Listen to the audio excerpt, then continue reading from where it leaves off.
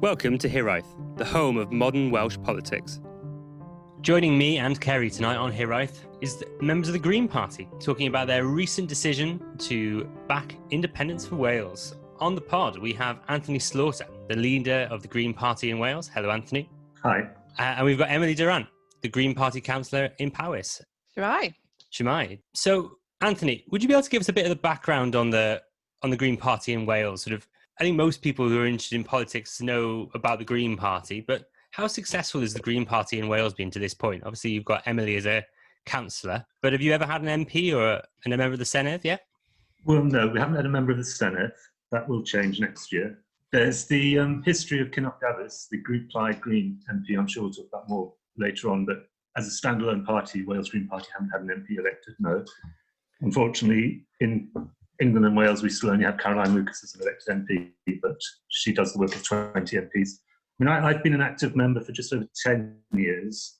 And funnily enough, you should ask this, because I had a Zoom meeting yesterday with the political archives at the National Library of Wales, because the story about vote for India sort of sparked their interest, and they realised that they didn't have an awful lot on us. Well, the Green Party became the Green Party mid-80s, 1985, which had formerly been the Ecology Party. The Scots voted to leave in 89. They voted to go independent in 89, very soon afterwards. And then in 1991, Wales Green Party became the very clumsy term, what we call semi-autonomous party within the Green Party of England and Wales. So it's been Wales Green Party since 1989, stood in elections ever since, 1991, stood in elections ever since then. Best results were probably in 2015. We saved several deposits. It was the ongoing Green surge.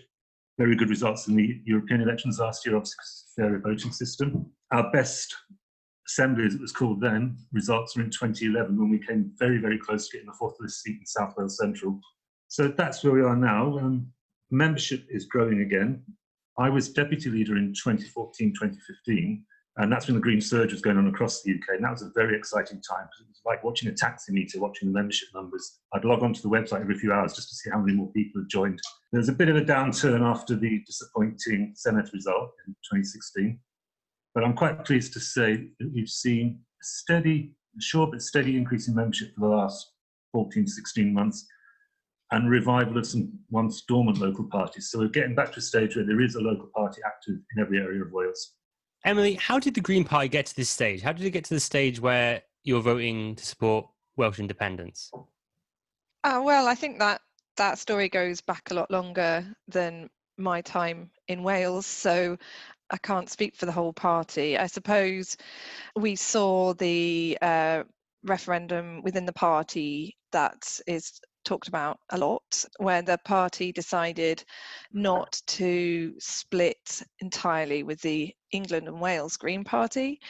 At the time, there was a lot of debate about it, and the debate did carry over to the debate about independence, but it was felt by the party membership that the two things were not really related, and that we should consider them separately, and one thing at a time. So I think over the past couple of years, what's probably changed is, well, we've seen huge disappointments coming from Westminster, all sorts of attempts to grab power, just a huge change in the picture across the whole of the UK. I think it's just given most of the party that kind of confidence, the membership, the confidence that we needed to bring the issue of independence forward, because it's fundamentally a Green policy to go for localised decision making, greater autonomy. The Green Party is really founded on grassroots ideology and is a grassroots movement in itself, especially, it still is really in Wales. So I think it was always going to happen. It's just the natural course of the party in Wales, and it will continue. In the run-up to the 2015 general election, I was the Wales representative on the GPW election manifesto steering group, with the specific task of actually coming to deciding on a policy, because we'd fudged it up until then. So what was the Green Party's policy going to be on independence in Wales?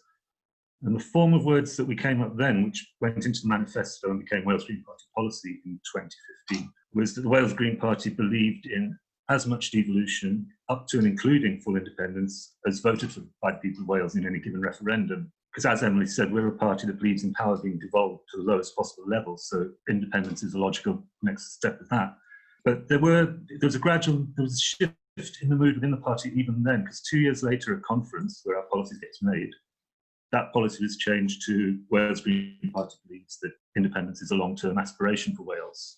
It's something that I used to say, I think we're going to come on to it later, but when we had the debate about whether Wales Green Party should go independent, I always said it was not only desirable, it was inevitable. And I think the mood within the party about independence follows that logic as well. And so that's led to this motion coming to the recent conference, replacing that, because we've had a lot of internal discussions as well, saying, okay, we're saying we'll respect the results of the referendum. What are we going to say when that referendum's called? Are we just going to be a mess of lots of different opinions? And so I think that was what this prompted Neil to bring this motion to the conference, to say, just to find out for once and for all, would Wales Green Party campaign for independence? And I'm pleased to say it was overwhelmingly supported. And yes, it was at conference. Conference is always a minority of members, but I'm also been quite pleasantly surprised by our experience. Very little pushback in the last few days. No one's thrown their toys out of the pram and stalked off because that's not what they believe in. It's a policy that's evolved. It shows a maturing and a Wales Green Party that feels stronger in itself. I think everyone's seen in the last few days on social media, there were a lot of people who were very pleasant about the news, very happy about the news, supported your decision. And there were a lot of people who, even though they're pro-independence, the first thing they asked is, why didn't you vote to become an independent party when you had the chance? I just firstly disagree that there was a lot of people that asked that question. There were several, but out of the almost 2,000 that engaged with it, there weren't really that many who asked that question. But it is a question that we do get sometimes asked, and I think really we probably get asked that question because our leader at the time, Grenville Ham, felt that it didn't the result was so important to him that he had to leave the party. So I think it really became a lot more public and a lot bigger an issue than it really was, because fundamentally the decision was to do with other things. It wasn't to do with party ideology. So yeah, of course, some people still have that question on their minds. I think it's been quite helpful, really, because it's raised the question and we've been able to explain our point of view. But not everybody's going to agree with us, and that's absolutely fine.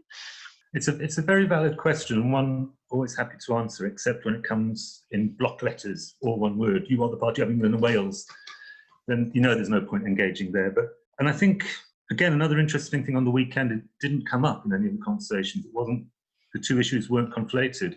And I'm an example of that, because I didn't hold any office at the time of that referendum, but as the ex-deputy, I was one of the people who did public campaign saying, no, we shouldn't leave GPW just yet. And like I said earlier, but I said at the time, we will be an independent party. It's desirable and it's inevitable, but it wasn't the right time. So I'm someone who campaigned for us to stay in the bigger party for now, but I'm also someone who's wholeheartedly behind this decision on Saturday to campaign for independence. I'd say to people, it was a shame that some people felt they had to leave. It was sort of the David Cameron mistake of calling a referendum and not being ready to get the result you didn't want. It was quite a clear result as well, which, while not good for the people who wanted us to leave, I was pleased that it was a clear result. So the issue just went away then internally. It will come up again, and as we get nearer to a referendum, it will become an issue. And funnily enough, I've talked to Kinnock about this, and his advice at the time was, you're not ready yet, you're not big enough yet. And my feeling is, get a Senedd member elected, and then we're ready, then it will happen. I mean, two things will happen, won't they, next year? We'll get a Senedd member elected, or two or three, hopefully, and Scotland will move ever, ever closer to having that referendum. And so that will sharpen people's minds. And I think, going back to why the parties voted to support independence, we haven't really touched on, I think, the pandemic as well. And while that's highlighted devolution for a lot of people, it's made people aware. I think even some people in Welsh Government got a bit of a shock. You could see them on the daily briefings sort of growing in confidence. We're actually ministers, we've got powers, much to Boris's distaste. And I think that's highlighted. And within the Green Party, and I know within the wider political world in Wales as well, the internal markets bill has really, really frightened a lot of people. And that's sharpened the idea that if we're not careful, devolution is going to be destroyed by this Westminster power grab. So I think that helped make a lot of people in Wales Green Party wouldn't be tribally nationalistic. Independence isn't a matter of nationalism for them. but it is about control at a local level. And I think that has really helped it. But yeah, on the subject of separate parties, no one's raised it yet. I think strengthened by this, someone probably will bring it back to conference in a year or two. As Emily said, we are a grassroots, we are a democratic organisation. It is up to the members. These are two very different questions. You know, the question of, do you want to separate your administration and finances and governance entirely from the England and Wales Green Party is really a question about, you know, what resources you currently have at the time and who's ready to take on certain roles and that sort of thing. Whereas the question on independence is a much clearer, a much easier question to answer. That's, do you believe in environmental justice? Do you believe in social justice? Do you believe in fairness? And that's an easy question to answer, because that's essentially what independence will achieve for Wales. Would you be able to provide me some clarity about why the Green Party believe in independence? You've mentioned social justice there, Emily. How does it fit in with a green view of the world, and how would an independent Wales allow you to achieve those green goals? Aren't issues like climate change dealt with better at a sort of multi-state level than they are at an independent state level? One thing I always say is, and lots of Greens say this, we're an internationalist party that believes in localism. And we're a party, it's not just the Green Party of England and Wales, we're a party. If you're a member of Wales Green Party, you're a member of the European Greens, and you're a member of the global Greens. And we see them growing across the world. Said earlier, we believe in power being devolved to the lowest possible level. Obviously, and you've highlighted, the climate emergency, it involves cooperation. But looking at the way the UK is governed at the moment, I think an independent Welsh government would be far more effective in those negotiations and working with other countries and the EU and other organisations. And we've seen that because in some ways, within the UK, Wales has led the way. I mean, it's not perfect, but it moves in the right direction with things like Wellbeing and Future Generations Act, signing up to the Wellbeing Economy Governance Alliance. So I think we're not saying independent small nations can sort it, but independent nations working together. And we saw the ratification on the weekend of the ban on weapons of mass destruction. And that primarily got to the 50 needed to make it international law, mostly by small nations signing up to it and working together. You know, what we've seen so far with devolution, as Anthony was saying, has achieved quite a lot for Wales, but there's still a lot to be done, and there's still places that we need to go. And these are very much aligned with green ideology and green policies. As he said, it is about grassroots and it is about local control and justice, but it's about inequality. We don't get a fair deal from Westminster, and I don't think we ever will. It's not getting any better. It's perhaps getting worse. The Internal Markets Bill is threatening a lot more than we've seen previously, and I mean, it's leaving the Welsh farming community with a huge amount of uncertainty and questions, and it's not looking good. So these decisions, they just keep getting made without our say. We need control of our infrastructure spending, we need control of delivery of broadband, we need control of energy, major projects, we need control of our natural resources, and these things are all very much aligned with green policies and green thinking. So would you be able to provide a bit of clarity on what the motion actually said? Does it mean that you will actively now campaign for independence and for an independence referendum for Wales, or just that if a referendum were to happen, you would campaign in favour of independence? The wording does say, in the event of a referendum, Wales Green Party will campaign for independence. It's implicit in that, and I expect next year's conference there'll be a motion to clarify that. It's possibly people who brought the motion were trying to hedge their bets and got a bit surprised by how well it was received. But it's implicit in the statement, isn't it? You can't, if you believe in independence, and that's how it's been reported. If we're going to campaign for independence in a referendum, Wales Green Party obviously believes that independence is the answer for Wales, and the route to that is through a referendum. And I think, again, going back to Scotland, when things become clearer in Scotland next year, that might be the time. And also, I think it's been pointed out in several blogs, we're, like any party, we're a coalition of different interests, and some people won't agree with this at all, some people will be on the fence, but we're a party that doesn't whip. Elected Greens don't get whipped to toe the party line. So come a referendum, we might have some members who don't agree with us campaigning for it.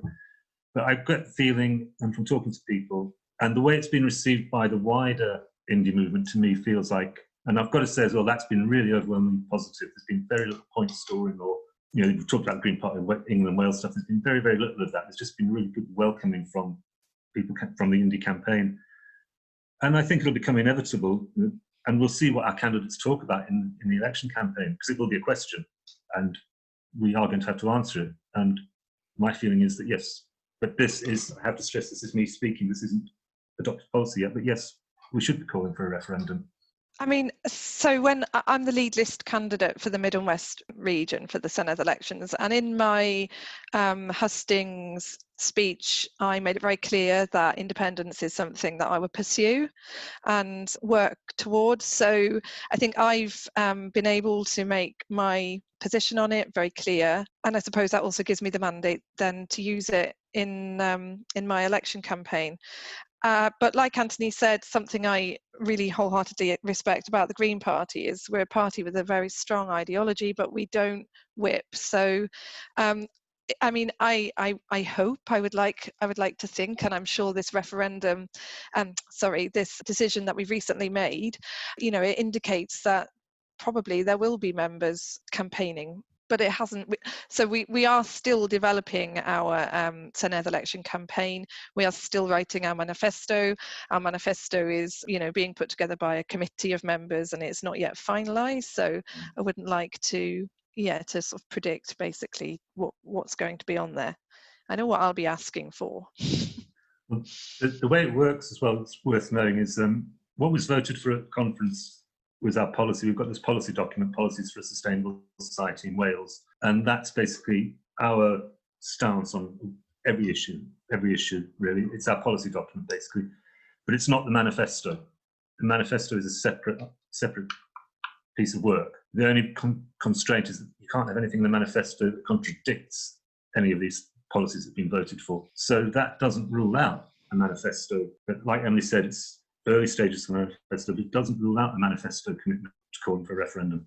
That will be something to be decided in coming months. So you talked a little bit about the reaction of members. What's the reaction been like in the media? Has it been more or less of a splash than you thought it would?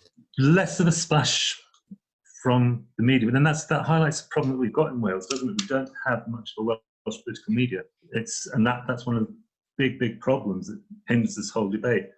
And yeah, Martin Shipton did a piece on it, that as a journalist who likes to poke around, he focused on the England and Wales aspect, unfortunately. But yeah, I'd expected more response. There was sort of from organisations online, there was a lot of very, very good positive response. It sort of highlights two things, I think. Like I said, it highlights the lack of any serious political media in Wales dealing with Welsh politics, and the indifference of the English media to Welsh politics. I imagine there are reasons why it's not made quite the splash it has, and that will probably be because there are sections of Welsh media that maybe feel it's a bit of a threat. Although, my head is 99% of the time so focused on Powys and my ward and the issues happening in my ward with COVID, with all the rest of it, that I have to admit that at this point, my outlook isn't to what's happening in the media. I've done absolutely nothing myself to promote it, other than a quick tweet that actually I wasn't expecting to see much engagement from, but obviously it did go quite nuts. So it obviously, it is an issue that people care about, and whether or not the press decide to report on it, that's not something we can control. And there's not a journalist on this earth that doesn't have their own bias.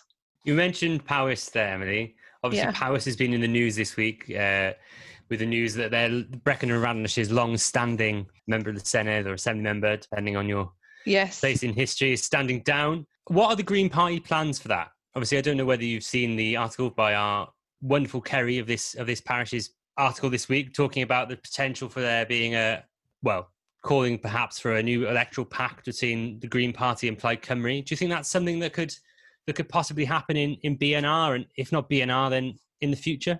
I mean, the news, I don't think it was a surprise to a lot of people. Kirsty has worked extremely hard for such a long time, and she's been a really important person in Brecon and Radnor's history, and she really has had an impact on so many people's lives, and she's a hard act to follow.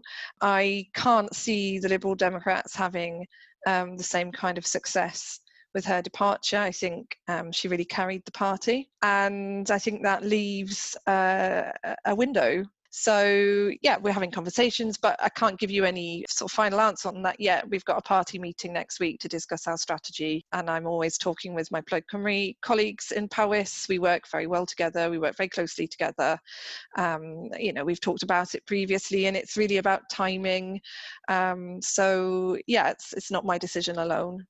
Anthony, you've obviously worked with Plaid Cymru in the past in electoral pacts that also included the Liberal Democrats, who I can't imagine will be willing to stand down in BNR in this instance. But do you think there's any chance that you implied now that you align on the independence issue could ever conceivably have an electoral pact or even run a joint candidate like Conor Davies in the past? I'm an very active member of Compass, work with Compass quite a lot. So my stance on cross-party working is very, very similar to Kerry's. It can be a very positive thing. And it was a real eye-opener being involved in the Unite to Remain negotiations, sort of representing Wales Green Party. And to be honest, at the beginning, just sort of feeding back from that and thinking, this is never going to happen. How are three parties going to strike a deal on 60 seats? And they did. And there was a lot of positivity in the air about this year in Wales then. And it's gone very quiet. I mean, we will always talk to anybody. Well, not anybody, sorry, that's anybody on the progressive left, sorry. It's something to be explored. It's not hearing a lot from other parties right now. So then we also have the situation where local parties are autonomous within Wales Green Party.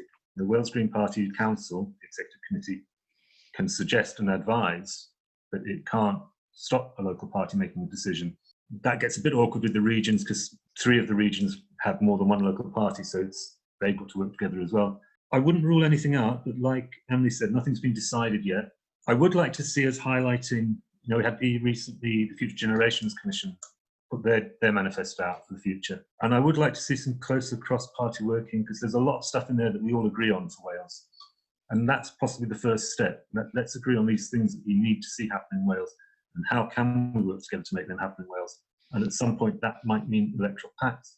It might just be non-aggression pacts. It might. And I've said about the local party autonomy, but that can, in 2017, across more in England than Wales, that went horribly wrong because people thought there was a progressive alliance and there wasn't a progressive alliance and local parties were making ill-informed decisions. So I would like to see something structured, and we will always talk, always talk to the other progressive parties. I think it's quite a hard time to make decisions on these things because the polls are so turbulent and we've seen such a huge amount of change.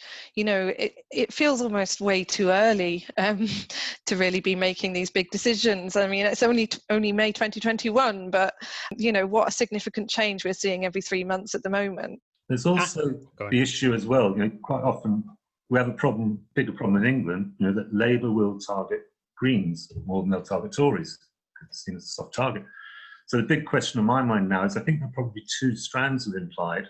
There'll be the people who really welcome it, and we've had messages from some, really welcome you being on board with us on this policy. And I suspect there'll be some who see it as a threat. And it'll be, rather than saying we should work together, it'll be we've got to get them off our territory.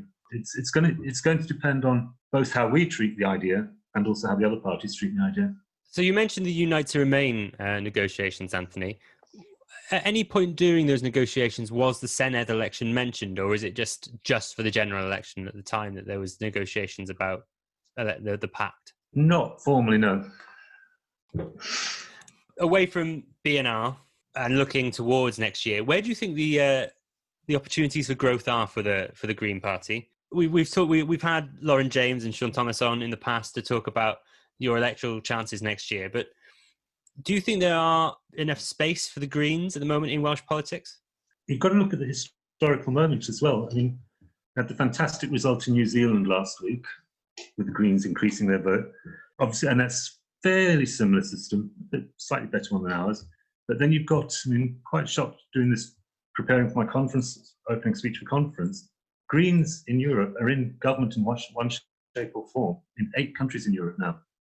There's a growing appetite. Of course, the voting system is stacked so heavily against us here, but the regional list does give us a bit of a chance. And yes, I remember Lauren said on your show that we were going to get 5 Senedd members next year to set the bar. But having said that, the first Welsh political barometer poll of this year was saying that we would get one regionalist seat in each region. It's kind of gone back to normal, sort of the normal level, 3-4%. But what has been interesting is we keep leapfrogging the Lib Dems at the moment in polling, both on Westminster, in Welsh people's Westminster voting intentions, and also the regional list. It's the last administration in the UK that doesn't have a Green on it, an elected Green. So it's something that should happen. I sometimes say, I think, and others have said it as well, the failure to get a Green Senedd member is an almost bigger failure than not getting a second MP, because we should be able to do it, and we came close in 2011. I think we can do it. It's going to take a lot of work. We've got brilliant candidates, so Emily, Amelia Womack in South Wales East, Megan Lloyd in South Wales West, and Yola Carls Jones up in the north. As Emily said, things are changing so much every month now. Who knows? We've crashed out of the EU. We'll probably be in our third wave of lockdowns. It's going to be a very, very strange environment. And it's also going to be, I do worry about the tone of the election, given the Abolish the Assembly Party, the Brexit Party, the Tory Party veering more and more towards anti-devolution. In some ways, I worry that it's going to be like a rerun of the EU referendum, with very establishment people waging a phony war on what they call the establishment. And that might help, on the talk of parties working together, that might help push the progressive parties closer together to tackle that threat. Emily, where do you see the opportunities for growth next year for the Greens? Well, I genuinely see opportunity across all of Wales, and that's partly because I do think we've got a really stellar candidate list this year. I think, every single one of our regional lead list candidates is really excellent, but it's also because I feel, well, as a party, we have come a long way in the last couple of years, and Anthony's leadership has been really fantastic. He's really done a huge amount to develop the party across the whole of Wales, focusing on the whole of Wales. And I think, it took us a bit of time just to get over the bruising of Gren leaving. He's a fab guy. He's a friend of mine, and it was tough to take, and it's taken us a little while to get fully back on our feet, but we're really ready now. We're ready as a party internally, but also across Wales, people are really desperate for change, and we know that. We've seen the polls flipping around. That means people are ready for something different. People are really experiencing the importance of having a quality natural environment at their doorstep. They're seeing the importance of having of equality, of equal access to public services and resources. I think people are recognizing that the current system that we have isn't really working, and it's not resilient. This is of course unprecedented. It's given us such a knock, that I think a lot of people are looking at their own lives, at their own livelihoods, their own families, their social lives, and seeing the cracks in how the government is supporting them to live a really good life, and not just now, but for future generations. And I'm a big believer in, you've got to respect the past, the present, and the future. It's all three. It's not just one. So and the other parties, and in fact Welsh Government at the moment, I must say I was impressed with the rhetoric over the summer, but now looking at the COVID recovery plan, I can't remember what he's called it now, something like opportunities and choices or something. I'm sorry, but 2.6 million for nature is criminal in the circumstances. And I think a lot of people are looking at it and going, this isn't a green recovery. That's a lie. Where's the green recovery in this plan? It's not there. There's a focus on decarbonisation, but that's almost all of that money is being set aside for investment in public transport, when a huge amount of Wales doesn't even have, it's not going to come to the rural parts of Wales. It's not going to come to Pembrokeshire, Carmarthenshire, Ceredigion, Powys. It's not going to come to much of North Wales, and it's not really going to deliver a green recovery as he claimed it. He was actually gunning for at the beginning. So I think a lot of people are feeling disillusioned with the recovery plans that are coming out from Welsh Government, and the people, the Tories, they're just coming out with, they're just on attack at the minute. I don't see anything constructive coming from there. So I feel like as a party, we have a huge amount to offer right now. We have very well thought through ideas about how we would rebuild the economy, but in an extremely sustainable way that's focused on quality of life and livelihoods, and looking at the economy as a system of resource distribution, not as a driver for growth, because that is counter to our ideology. So, this is our time. I really believe we're going to have at least one Senedd member. I'm not sure we'll get 5. We're going to go for it, but I think we'll have at least one. We may be lucky and have 2, but we are definitely, for the first time in a long time, I think voting Green is an absolutely worthwhile, viable option in Wales. Yeah, just sort of echoing everything that Emily was saying, and going back to discussion about the vote to support campaigning for independence, a lot of the feedback we were getting over the weekend on social media and through emails, it felt like a lot of people had been given, they were really pleased they could now vote for the Green Party, because that was something that had stopped them, and they really want to vote Green. As I said earlier, I've been an active member for 10 years, so I've been involved in election campaigns at every level, and we've never been this motivated, never been this organised. It feels like a really good time. It feels really good. I mean, it's been the big frustration of the summer for every party. We haven't been able to be out there talking to people on the doorsteps over the summer, which is what we needed to be doing. But it just does really feel like people are ready for it. There's an appetite for it. And if you're a voter in Mid and West Wales, and you just heard Emily speaking then about the Labour government, who would you want in the Senedd holding them to account, scrutinising them? You'd want Emily there. And like she said, we've got excellent candidates, not just the lead list candidates. We've got some really, really star quality candidates across the country, because that leads to the other thing as well. Next year, we will have a successful campaign, but we will also go and build on that, because then we've got the local authority elections the following year, 2022. And my ambition is for us to see Green local authority councillors across Wales joining Emily. Emily has shown the power of having one Green voice in a room, the change it makes, the difference it makes. And I visited Emily in her constituency, and the respect and warmth that there is there for when you walk around the community, it shows that people, and this is key to it all. We get a Green Senedd member. This is how it happens in every other administration. You get 1 or 2 Greens in. The next time round, you get 5, 6, 7, because people have seen what Greens can do. Well, Anthony and Emily, thank you so much for coming on the show. If people want to get hold of you, what's the best way to do so? I'm on Twitter at @AS_Hiraeth, and there's also the @Wales Green Party Twitter account. Emily? You know what? I'm just checking my Twitter handle. It's Emily V Durrant, which is DURRANT, Emily V Durrant on Twitter. But you can also find me on Facebook, Emily Durrant. Wonderful. Thank you very much, guys. Thank you. Thank you. Pleasure. If you like what you've heard this evening, please don't forget to find us on Medium at HiraethBlogCymru, on Facebook at HiraethBlogCymru, and on Twitter at HiraethBlog. Thank you for listening to Hiraeth.